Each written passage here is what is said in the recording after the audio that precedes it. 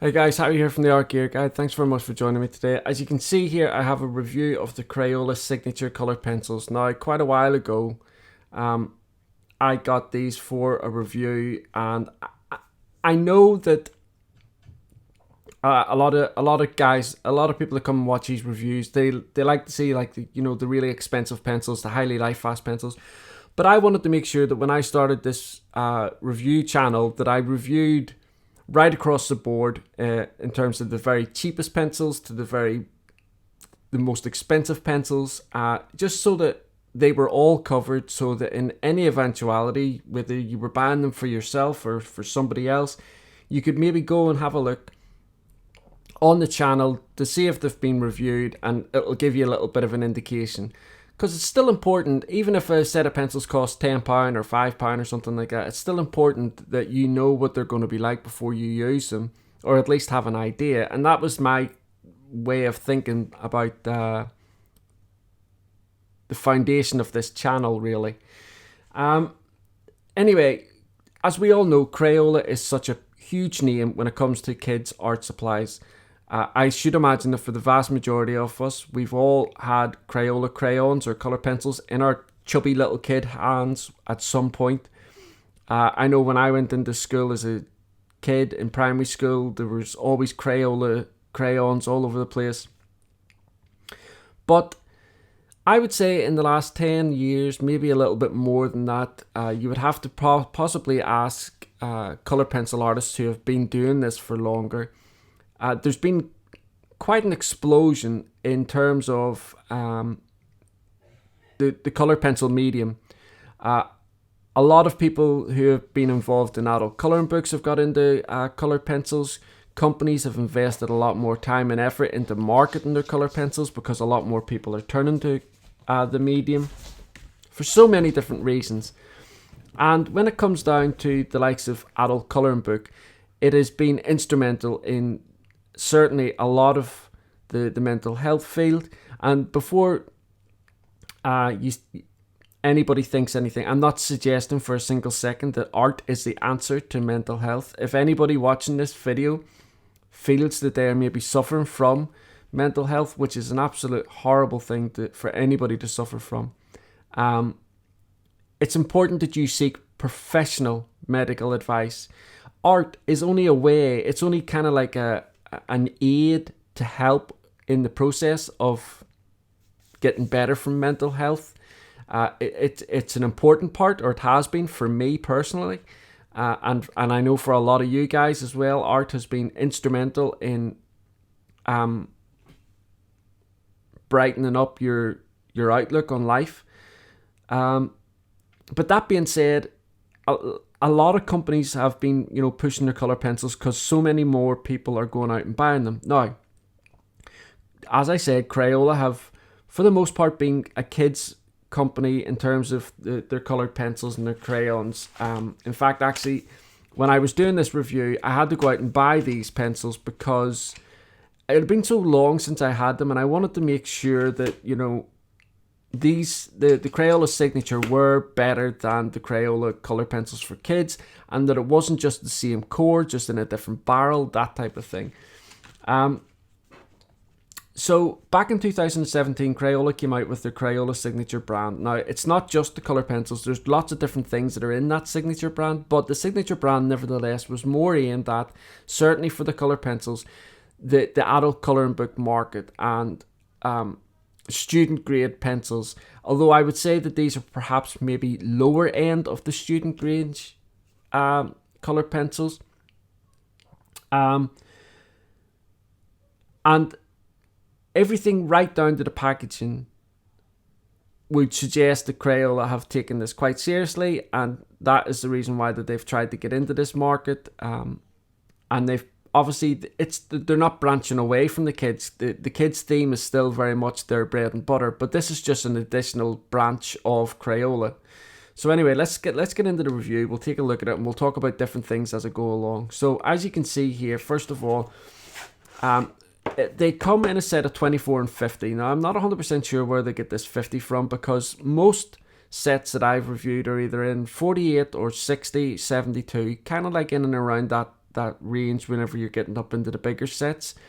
I think if they're going to be aiming this at adult colouring book, I would like to have maybe seen a 36 set, so it's in between 24 and 50. But I'll talk about the palette in a second. So as you can see, there's a cardboard sleeve, and then on the back we have this computer generated swatch, which is fine for when you're in a store and you're glancing at the back to see what type of colours is in there. But obviously whenever you get a set of colour pencils, it's imperative that you do your own swatch so that you can see exactly what these colours are going to look like on the paper that you're going to be using. So there's that. Now the tin itself and the branding, as you can see here, it's got this beautiful artwork on the front. It's a black body tin, so very different from the eye-catching yellow and green that Crayola are synonymous with. But this, there's just something about this tin, and I don't know whether other people will see it the way I do. When I was a kid and I used to go to my grandmother's house and I used to go into her pantry and places like that, she had all these little tins that were from the 50s and stuff like that that had pretty much nothing important in it, but it was just stuff that I always used to love rooting around. But those tins were always beautiful, had beautiful artwork on the front. And this just reminds me of one of those oldie type tins that products way back in the 50s and 40s and 60s came in, and they were tins that people kept. And this just reminds me, like if you didn't want to keep pencils in this, I think this is a beautiful tin just to keep other things in, like craft material, sewing kit, anything. If we open this set here, so like I say, this is a 50 set that I've reviewed, so this is the largest set that they come in. Before we get into the swatch, we'll take a look at the pencil and how it lines up as well. So as you can see here, it is a pure black matte body. The barrel is 7.5 millimeters thick, so it's quite a standard size for a student grade, artist grade coloured pencil. I was expecting it to be thinner like the Crayola pencils themselves, but it's obviously a decent size and feels weighty in the hand as well, nice and balanced. The core is 3.8 millimeter as well, so again, standard size for student grade pencil, artist grade pencil, so everything's okay there. Running along the barrel, we have this Crayola logo here. And this is very nitpicking, okay? It means neither here nor there to the actual quality of the pencil. But I just think that with this being Crayola's signature brand, I just would have liked to have seen the word Crayola in a slightly more sophisticated font. I think this font still says that it's a kid's brand. And so I think maybe it just would have been a nice touch to have Crayola in a more signature status like font. Anyway, very, very nitpicking. Further along here, we have the Pigment, and it's in 3 different languages, English, Spanish, and French. So that's really nice as well. I know for a lot of people who are partially sighted, colour blind, I know there's a few artists I know that are colour blind, and so they actually depend very much on the Pigment name being on the barrel. So that's a nice touch, especially that it's in 3 different languages. Then at the end here, we've got a pigment identifier, an inch-long pigment identifier. And with so many of these pigment identifiers, they're just a quick visual representation of the color that you're going to select. They don't always match perfectly, and there's lots of different reasons for that. But some of them some of them are quite close to the core of the pencil. And that's really about it. It's a round barrel as well. I forgot to mention that. So lots of rolling around off your table, so make sure that you've got something to prevent them from falling off. I created a swatch here of the full set of 50, and as you can see here, I think of all the different sets that I have reviewed that have been in and around this count, so like the 48 or 60 mark, I think this palette is one of the better ones that I've actually seen. And what I mean by that, the reason why I think that is because there's not very many colours in here that are similar to other colours. Occasionally, if you get a set of 60, you might have 2 or 3 colours that are very similar. Perhaps if I had to say any color here was similar, it would be the orange, the yellow orange, and the light orange, and that would be about it. Apart from that, all the rest are, you can see they're definitely different colors. So I like that about the palette that they've chosen. They've got a nice couple of greys in here, taupe and stuff like that. But it's a nice overall palette, so that was nice. So I did have a few issues pinning these down in terms of coming up with an accurate review for them, and I'll go through the reasons why in a second. So I wanted to do some artwork, but I was very mindful of the fact that I hadn't put out any content in the past couple of in nearly 2 weeks now, in terms of reviews, because of everything that's been going on, and I wanted to get it done and get it up and online as soon as possible. So I chose something very, very simple, something that was going to be really quite quick to do, and I chose this apple. The only paper that I had around at the time that these pencils, I thought these pencils would work well on, was the Arch hot press watercolor paper. Now, ordinarily you would keep that type of paper because it's 100% cotton for like your light fast pencils, that type of thing. But nevertheless, I grabbed the paper, I got on with the drawing, and that was it. When you look at this drawing, you can see that there are lots of problems with the drawing in terms of blending. It doesn't look like the pencils blend very well, and it doesn't look like when I wanted to get the darker reds, I had to use a black. There wasn't really any really deep dark reds in there, and that's fine because it's only a set of 50. I did try to use, there's like a dark brown in there, but it wasn't red enough. It just wasn't working. So I thought if I put a layer of black on and then go over it again in red, it would be fine. But as you can see here, it doesn't look like it's blended out very well, which is really odd because when I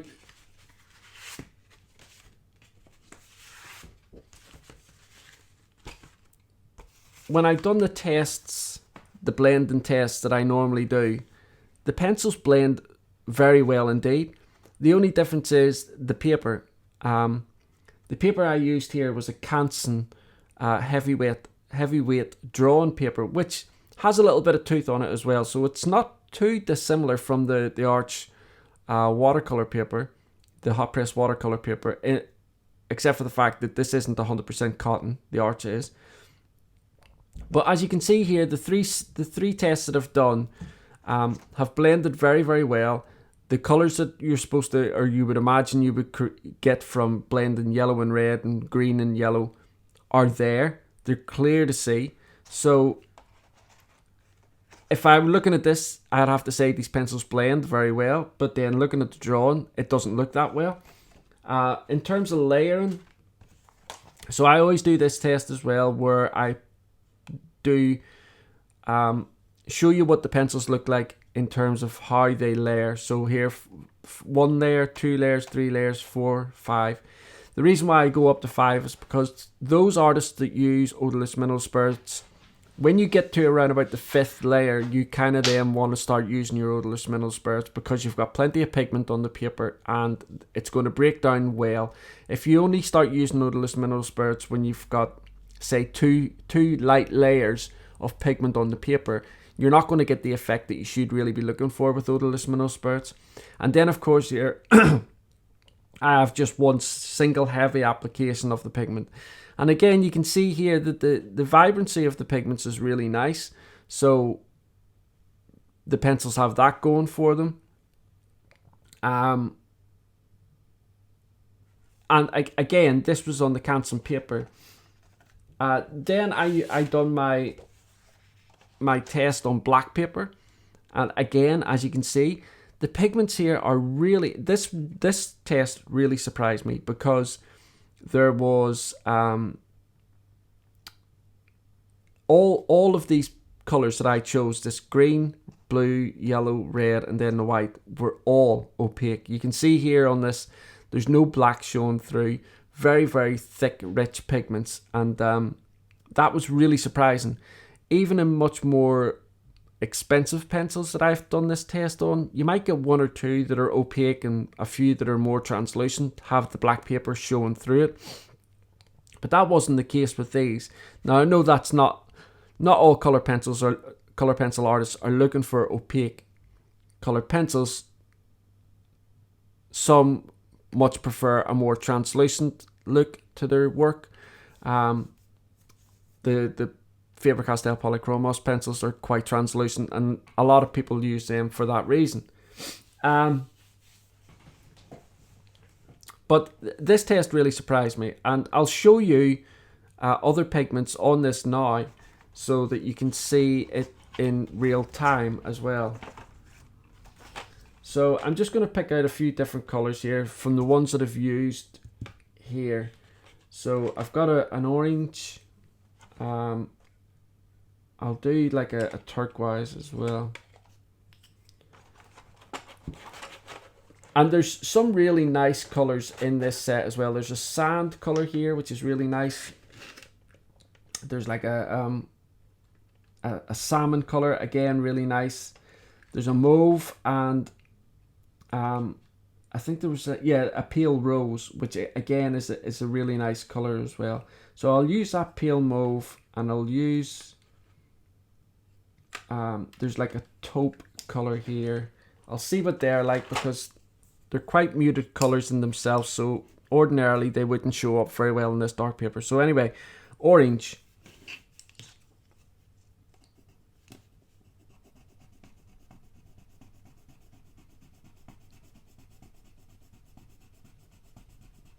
Now when I do this black paper test, I always just put a heavy application. I'm not interested in layering or anything like that.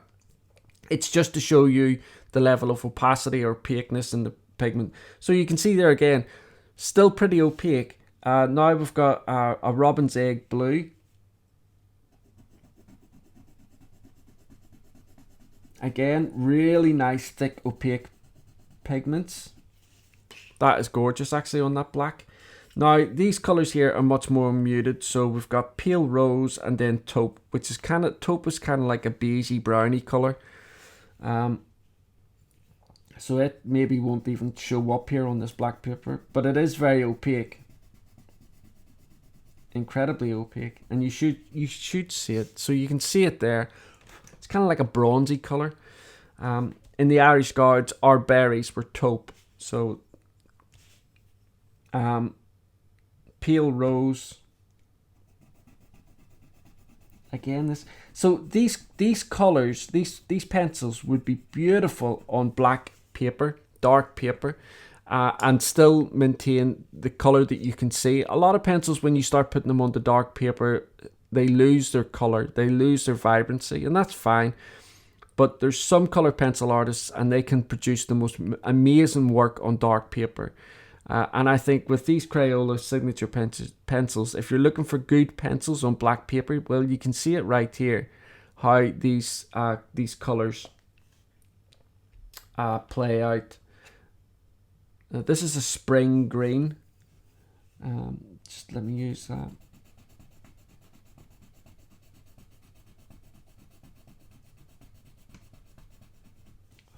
So you can see there as well, you know, I mean, like, they're really nice on black paper. I was really impressed with the way these pencils played out on black paper. So I said to you at the beginning of the review that when I was doing this, I just wanted to make sure that the signature pencils weren't just the core of the kids' pencils in a different barrel. And so what I'll do here is I've got exactly the same colors. So in the kids range here we have yellow, yellow green, red and sky blue, and then obviously in the signature range I have exactly the same pencils. So I'll put the signature range down first, and we'll just go with I'm just doing heavy applications here. I'm not trying to layer or anything like that. So we've got the red, the yellow green, and then I'll do the yellow,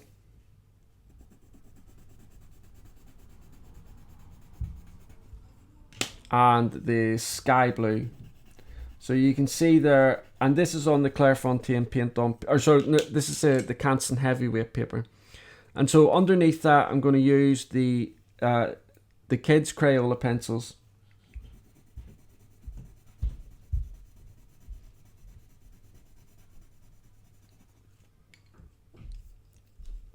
Now,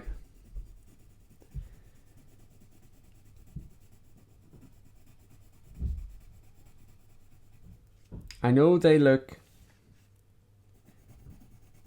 almost identical, which is strange because I wasn't expecting these Crayola pencils, these kids ones, to be as vibrant as this. In fact, they're practically identical, but they definitely do feel different. The kids Crayola pencils feel a little bit drier than the signature pencils, but as you can see there, they are remarkably similar. In fact, so I've obviously got the black paper. These colors that I used at the top here were the ones that I've just used there. So the top ones here are the signature. So let's see what the the Crayola, the kids Crayola ones will look like. Right, so you can see there immediately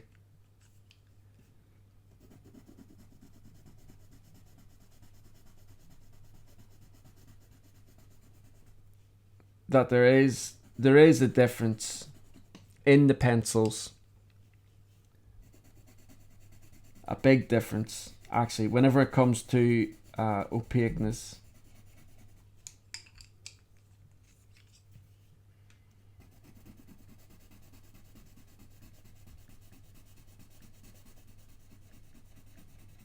There you go. So on white paper, not so much, not a very big difference on white paper, but on this black paper you can clearly see there is definitely a difference in the ingredient of the signature pencils, because the opaqueness of the signature range is just leaps and bounds ahead of the kids Crayola color pencils. So that was I think that was a really quite interesting test, and one that was worth doing, actually, because I know a lot of people think sometimes these companies just try to pull the wool over your eyes, and are the signature pencils really any different to the kids range? Well, they are in some respects if you're going to be doing darker paper, but I would suggest actually, if you're doing stuff on white paper, that you're not going to notice much of a difference other than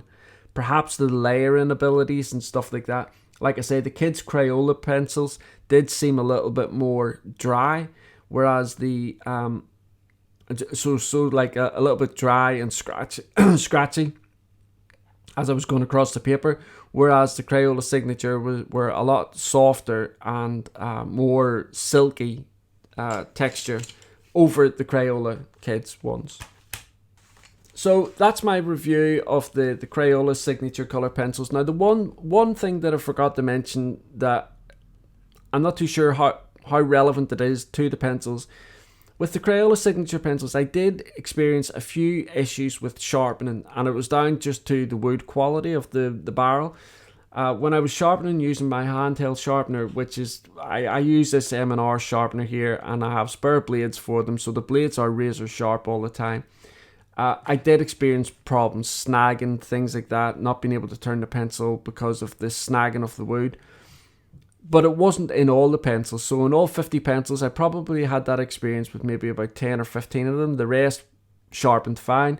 The ones that I did have the problem with, I was able to sharpen them perfectly well in the hand crank sharpener.